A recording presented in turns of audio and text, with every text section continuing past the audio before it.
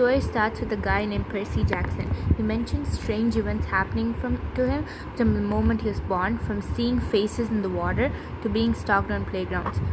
Percy also mentions the fact that he's been kicked out of every school he's been in due to his ADHD and dyslexia. Now, before we go into the story, we should know that the author, namely Rick Riordan, wrote these books for his son, who also had ADHD and dyslexia. The book started from the bedtime stories he used to make up using Greek mythology and characters with the same. Rick wrote these books to portray Percy and his friends as heroes that kids like his son can see themselves in. Now, Rick has written more than 50 books, which include Greek, Roman, Norse, Egyptian mythology, plus standalones, which do not relate to mythology at all. Back to the story.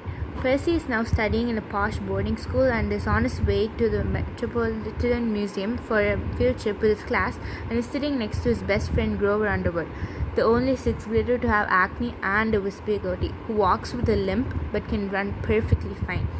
Nancy Boverfit, a red-haired kleptomaniac who bullies Percy and Grover but never seems to get caught, except by Mr. Brunner, who is their fun Latin teacher who brings swords and armor to class. He's also the only teacher whose class Percy doesn't sleep in. There's also Mrs. Dodds, who's convinced Nancy is an angel and that Percy and Grover are bullying him. Due to this, Percy obviously does not like Nancy nor Mrs. Dodds, but at the museum, you guessed it, more weird and strange happenings. Nancy was bullying Grover again when Percy got so angry that everything turned white, and when his eyes adjusted again, Nancy was in the fountain drenched and kids around them murmured about the water just grabbing her. Mrs. Dodd smiled as if she's been waiting for this all along and asked Percy to come inside the museum alone. Percy figured that she probably just wanted to drag him to the gift shop to buy clothes for Nancy, but no. She led him deeper into the museum and transformed into a monster with leathery wings and a shriveled face and body.